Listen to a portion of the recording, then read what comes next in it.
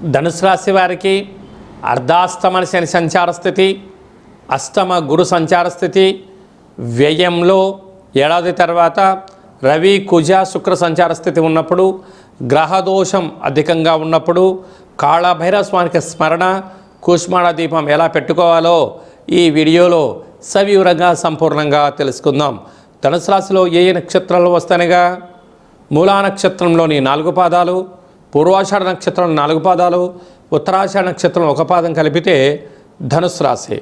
రాశాధిపతి దేవగురు బృహస్పతి, తృతీయంలో రాహు, అర్ధాష్టమ శని, అష్టమంలో గురు.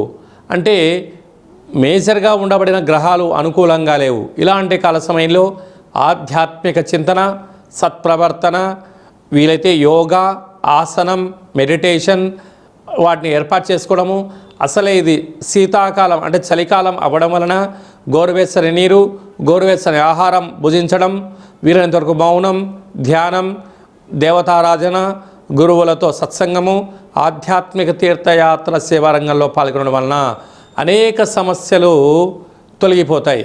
లేకపోతే శారీరకంగా మానసికమైనటువంటి రుగ్మతలు, అనేక రకాలైనటువంటి నరాల బలహీనత, రక్తహీనత, పెరాలసిస్ అనేటువంటి కంటి, చెవి, దేహానికి సంబంధించినటువంటి వెన్నెముక సమస్యలు, నరాల బలహీనతలు పొంచి ఉన్నాయి.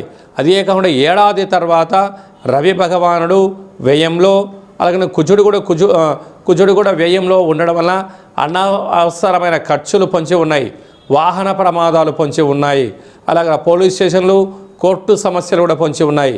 ఇలాంటి కాల సమయంలో వీలైనంత వరకు భక్తితత్వంగా ఉండడం, ఎవరైనా ఏదన్నా చెప్తే దాన్ని చిరునవ్వుగా స్వీకరించగలగాలి. కనుక ఇలాంటి కాల సమయంలో దత్తాత్రేయ స్వామి వారి యొక్క గురు చరిత్ర పారాయణ చేయడం, మెడిటేషన్ చేయడము, కాళభైరవ స్వామికి స్మరణ, కూష్మాండ దీపము, పిండి దీపము, నారికేల దీపాన్ని ఏర్పాటు చేసుకోవడము, కుక్కకు, కాకికి, భక్తులకు ప్రసాదాన్ని పంచగలిగినట్లయితే దోషం నివారించుకొని పరిస్థితిని అర్థం చేసుకొని రాబోయే కాలంలో ఐశ్వర్యానికి, ఆనందానికి ఎలా పొందాలో సంపూర్ణంగా స్వాగతం పలకడానికి సదవకాశాలు ఉన్నాయి.